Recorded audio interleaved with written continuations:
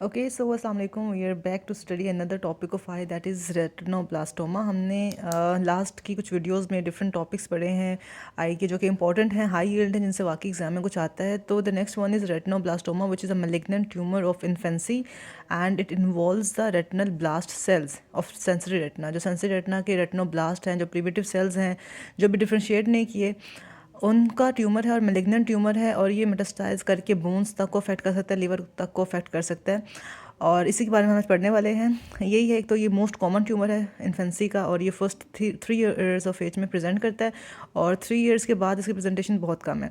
इसके अलावा इसकी जो इनहेरिटेंस है, it can be a heritable retinoblastoma, जिसमें पेरेंट्स से ऑटोजोमल डोमिनेंट पैटर्न में कोई म्यूटेशन इनहेरिट की जाती है, और वो म्यूटेशन मोस्टली RB1 जीन में होती है। RB1 जीन की म्यूटेशंस होती हैं जो कि जर्म लाइन म्यूटेशंस की फॉर्म में इनहेरिट करते हैं, और इसका ऑटोसोमल डोमिनेंट पैटर्न है इनहेरिटेंस का, और इसमें मैलिग्नेंसी के चांसेस बहुत ज़्यादा होते हैं। ठीक है, और यही है कि 85% बायलैटरल होता है, 15% यूनिलैटरल प्रेजेंटेशन होती है इस ट्यूमर की।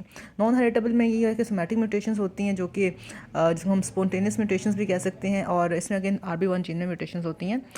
अब कहा ही जाता है जो हेरिटेबल म्यूटेशंस हैं, जो हेरिटेबल रेटिनोब्लास्टोमा है, उसके जो म्यूटेशंस हैं वो प्रेजेंट होते हैं in all the cells of the body, जबकि जो नॉन हेरिटेबल म्यूटेशन है वो जस्ट आई के सेल्स में प्रेजेंट होती हैं। ठीक है, सेकेंडली, ये कि जो हेरिटेबल म्यूटेशन है या जो हेरिटेबल रेटिनोब्लास्टोमा है, it can you can say get transmitted from one generation to the next, जबकि जो स्पॉन्टेनियस म्यूटेशंस हुई हैं, जो नॉन हेरिटेबल म्यूटेशंस हैं, वो ऐसा ट्रांसमिट तो नहीं होंगे नेक्स्ट जनरेशन में, क्योंकि वो तो स्पॉन्टेनियस थी। ठीक है, इसमें फैमिली हिस्ट्री भी नहीं हमें नजर आएगी, जबकि उसमें हमें फैमिली हिस्ट्री नजर आएगी। अच्छा, इसकी पैथोलॉजी यही है कि retinoblastoma develops from the malignant transformation of the primitive retinal cells before final differentiation. जो कि non differentiated primitive retinal cells होते हैं, they undergo malignant transformation and they form retinoblastoma. ठीक है, अब इसके दो तरह के ग्रोथ पैटर्न्स हैं। It can be either exophytic growth pattern और एंडोफिटिक ग्रोथ पैटर्न। अब इस इमेज में आपको ये एक्सोफिटिक ग्रोथ पैटर्न नजर आ रहा है कि जो बाहर की तरफ से ग्रोथ है। ठीक है, और इसमें ये कॉमनस्ट टाइप है यही, और grows predominantly towards the sub retinal space and detaches the retina. तो एक्सोफिटिक ग्रोथ में हमें डिटैचमेंट ऑफ रेटिना भी मिलती है, क्योंकि वो सब रेटिनल स्पेस तरफ ग्रो कर रहे होते हैं। ठीक है, और जो एंडोफिटिक ग्रोथ है, उसमें हमें नजर आता है कि ट्यूमर मोस्टली ग्रो करता है towards the vitreous cavity and the retina is not detached in case of endophytic growth. बस ये बात है। ठीक है, अच्छा, इसके अलावा स्प्रेड एंड मेटास्टेसिस यही है कि जो उसका कॉमनेस्ट रूट है, मेटास्टेसिस का जो कॉमनेस्ट रूट है स्प्रेड का, वो यही है कि वो long the optic nerve spread करता है और ब्रेन मैटर को इन्वॉल्व करता है। और इसके अलावा जो डिस्टेंट मेटास्टेसिस है वो बोन्स तक जा सकता है, जो कि लिम्फेटिक रूट से होगा या हेमाटोजेनस रूट से होगा। ठीक है, अब इसकी 4 स्टेजेस, इनसे क्लिनिकल फीचर्स हमें 4 स्टेजेस नजर आती हैं। नंबर 1 इज अक्यूजेंट स्टेज, जो नाम से पता चल रहा है कि उसमें इतने कोई फीचर्स नजर नहीं आएंगे। Second one is the inflammatory और glaucomatous stage. Third is the extra ocular extension stage, and fourth one is the metastasis stage. वही जो एक आम ट्यूमर में हम देखते हैं, उसी तरह की प्रेजेंटेशन हमें रेटिनोब्लास्टोमा में मिलती है। जो क्विजेंट स्टेज है वो अर्ली स्टेज डेफिनेटली, और ये फर्स्ट 6 मंथ्स टू 1 ईयर के दरमियान में हमें क्विजेंट स्टेज ही नजर आता है। इसकी एक इंपॉर्टेंट प्रेजेंटेशन है, उसमें ल्यूकोकोरिया होगा। ल्यूकोकोरिया क्या होता है? Leukocoria is a white pupillary reflex, जिसमें हमें प्यूपल ऑन पासिंग लाइट हमें प्यूपल वाइट नजर आता है, जैसे हमें इस इमेज में नजर भी आ रहा है। You can see there is a white pupil. Normally should be red. ठीक है, ये रेड होना चाहिए, ब्लैक होना चाहिए, बट इट इज़ वाइट।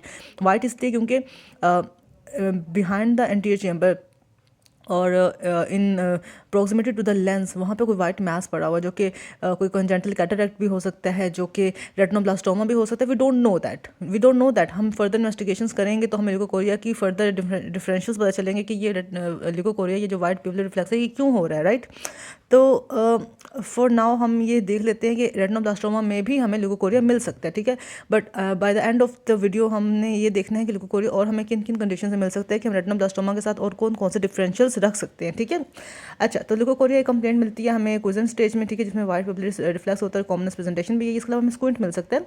ठीक है, जिसको हम स्ट्रेबिज्मस भी कहते हैं, और ये मोस्टली हमें कन्वर्जेंट स्क्विंट मिलता है। वो स्क्विंट क्यों आ रहा है? क्योंकि डेफिनेटली आई में एक बड़ा मैस पड़ा हुआ है, वो एक्स्ट्राकुलर मसल्स को भी इफेक्ट कर रहा होता है, और स्क्विंट की कंप्लेंट करता है बच्चा। इसके अलावा विजन भी इफेक्ट हो, क्योंकि as you can see white reflex आ गया ना, तो विजन भी इफेक्टेड होती है।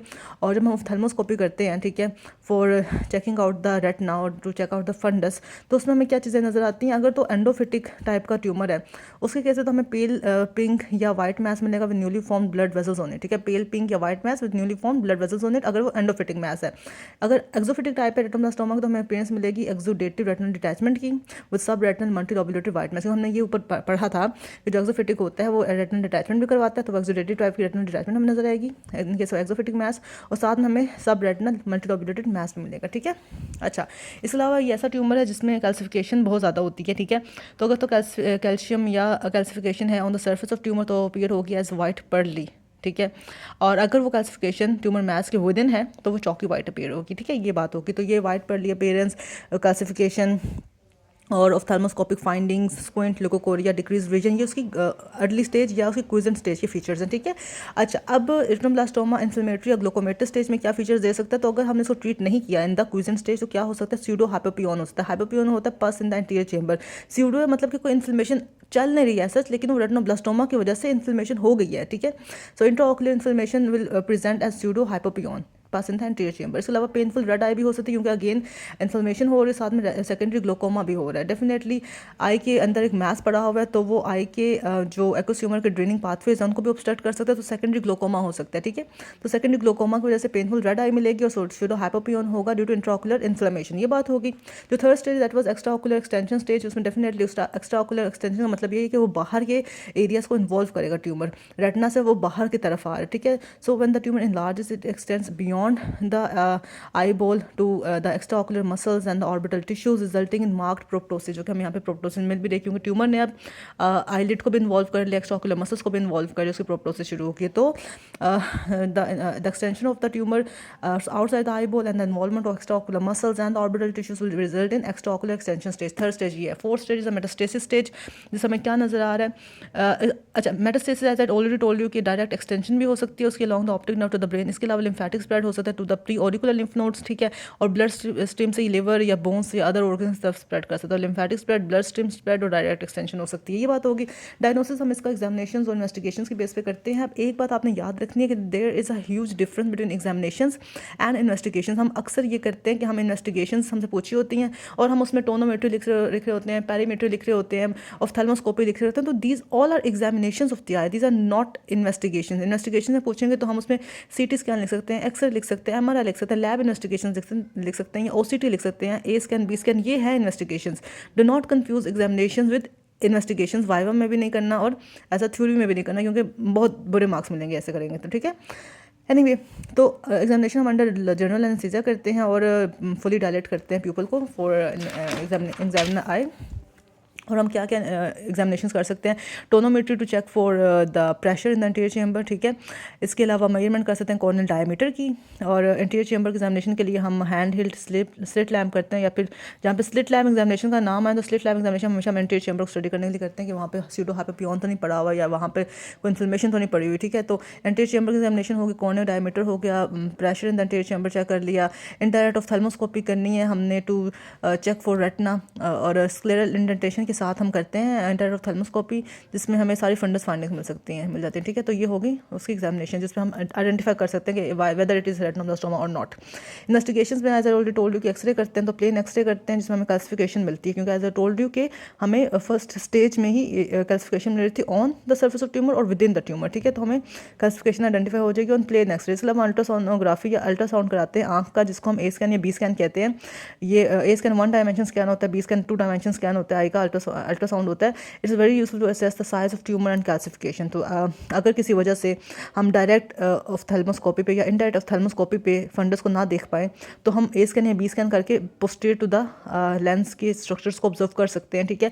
तो उसमें हमें एक तो एक्सटेंट मिल जाएगा ट्यूमर का, साइज मिल जाएगा ट्यूमर का, और साथ में हमें डिग्री ऑफ कैल्सिफिकेशन मिल जाएगी उनका as of A scan and B scan. Then CT scan कर सकते हैं to again detect calcification the growth involvement of optic nerve, ठीक है। ऑप्टिक नर्व के इन्वॉल्वमेंट को चेक करने के लिए और कैल्सिफिकेशन चेक करने के लिए हम सीटी स्कैन कर सकते हैं। एमआरआई भी कर सकते हैं to again check for involvement of the optic nerve और एक्स्ट्रा ऑकुलर एक्सटेंशन को चेक करने के लिए, और it is superior than CT scan, make sense, MRI is always superior to the CT scan. Okay, फिर सिस्टमिक इन्वेस्टिगेशन हम bone marrow biopsy कर सकते हैं टू चेक फॉर मेटास्टेसिस, और लंबर पंचर कर सकते हैं to check for brain metastasis, ठीक है। तो lumbar puncture, bone marrow biopsy, CT CT, MRI, ultrasonography, A scan, B scan, plain X ray, सारी इन्वेस्टिगेशन है। अगर पूछे तो आपको पता होना चाहिए। ट्रीटमेंट ऑप्शंस क्या हैं इसके? अगर तो more than half of the retina is involve and if the optic nerve is also involve, तो इसका कोई हल नहीं है, हमें पूरी आँख निकालनी पड़ेगी, उसको हम कहते हैं न्यूक्लिएशन। तो ये ऐसे पड़ी भी हुई है। तो जब tumour involve more than half of the retina और साथ में ऑप्टिक नर्व भी इन्वॉल्व हो जाए, हमें ग्लूकोमा भी नजर आ रहा है जो कि सेकंड स्टेज में होता भी है, विट्रस हेमरेज भी नजर आ रहा है, तब हम इन्यूक्लिएशन करते हैं, आँख को रिमूव कर देते हैं। ठीक है, तो ये तो एक ट्रीटमेंट ऑप्शन। लेकिन if less than half of the retina is involve and optic nerve is not involve, उस केस में हम ट्यूमर डिस्ट्रक्टिव थेरेपी करते हैं कि ट्यूमर तो मर जाए लेकिन आँख बच जाए एटलीस्ट। ठीक है, उसमें भी हम 3, 4, 5 ट्रीटमेंट ऑप्शंस हैं कीमोथेरेपी के, सॉरी ट्यूमर डिस्ट्रक्शन के। उसमें एक तो कीमोथेरेपी है जिसमें हम डिफरेंट कीमोथेरेपी की ड्रग्स यूज़ करते हैं, और इसमें विनक्रिस्टिन आती है, कार्बोप्लेटिन आती है, आईवी रूट से देते हैं। इसके अलावा हम इसकी डायरेक्ट इन्फ्यूजन दे सकते हैं ऑफ्थेल्मिक आर्टरी में। ठीक है, तो ये डिफरेंट कीमोथेरेपी की ड्रग्स। इसमें ये होता है कि ट्यूमर का साइज़ कम हो जाता है, कीमो रिडक्शन होती है, जिस नतीजे में बाद में इसको लेज़र ट्रीटमेंट से बड़ा इफेक्टिवली ट्रीट कर सकते हैं। देन एक और इसमें ट्रीटमेंट ट्यूमर डिस्ट्रक्शन के लिए एक और लाइन ऑफ थेरेपी है, that is called as TTT और ट्रांसप्यूपिलरी थर्मोथेरेपी। हम तब करते हैं जब हमने कीमोथेरेपी कर ली, उसके बाद हम फोकल कंसोलिडेशन चाहते हो। ठीक है, तब हम TTT करते हैं। फोटोकोआगुलेशन हम तब करते हैं जब ट्यूमर इन्वॉल्व कर रहा हो पोस्टीरियर इक्वेटर को। ठीक है, पोस्टीरियर इक्वेटर के लिए हम क्या करते हैं? फोटोकोआगुलेशन करते हैं, जो कि हमने रेटिना में जब डायबिटिक रेटिनोपैथी थी उसमें भी की थी। ठीक है, अच्छा, क्रायोथेरेपी और ब्रेकीथेरेपी। क्रायोथेरेपी कोल्ड थेरेपी भी नो, ब्रेकीथेरेपी बेसिकली होती है रेडियोएक्टिव प्लैक के जरिए।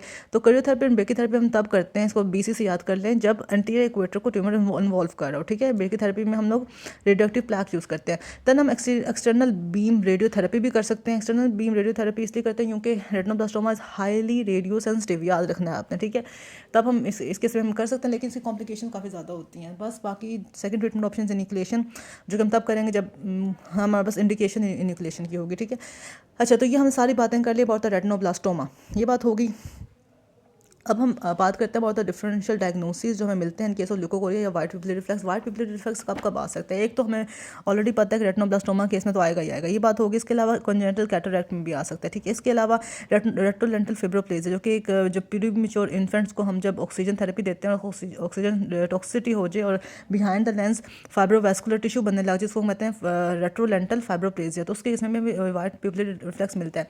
देन एक और डिजीज़ है APHPV, ड्यूरिंग एम्ब्रियोनिक स्टेज एक हाईलाइट वास्कुलर सिस्टम बनता है behind the lens to support the nutrition of the lens. वो अगर रिग्रेस ना करे तो anterior persistent hyperplastic primary vitreous हमसे कहते हैं ये डिजीज़। इसमें भी हमें क्या नजर आता है? वाइट पिपलियरी रिफ्लेक्स नजर आता है। APHPV anterior persistent hyperplastic primary vitreous, anterior persistent hyperplastic primary vitreous, ये होगी। इसके अलावा कोर्ट्स डिजीज़ है, ये वास्कुलर एब्नॉर्मलिटी है आई की, इसमें भी कोर्ट्स डिजीज़ में मिलता है वाइट पिपलियरी रिफ्लेक्स। एंडोथेल्माइटिस में मिलता है, टॉक्सोकेरियल ग्रेनुलोमा में मिलता है। तो दो तो इन्फ्लेमेटरी कंडीशंस होंगी, एंडोथेल्माइटिस, टॉक्सोकेरियल ग्रेनुलोमा। ठीक है, कोर्स डिजीज जो कि वेसल से डिजीज़ है, anterior persistent hyperplastic primary vitreous जो कि कंजेंटल डिजीज़ है, रेट्रोलेंटल फाइब्रोप्लेजिया जो कि हमारी यू कैन से आइट्रोजेनिक डिजीज़ है, ऑक्सीजन टॉक्सिसिटी से हो रही है, retinoblastoma cancer condition, congenital cataract जो वैसे हो सकता है। ये 6-7 कंडीशंस ऐसी हैं जो डिफरेंशियल्स हैं फॉर वाइट पिपलियरी रिफ्लेक्स या ल्यूकोकोरिया। अक्सर एग्जाम पूछा जाता है कि एक से डिफरेंशियल लिखें, तो आपने ये 6-7 चीज़ें लिखनी है। ठीक है, तो that is all about retinoblastoma and ल्यूकोकोरिया।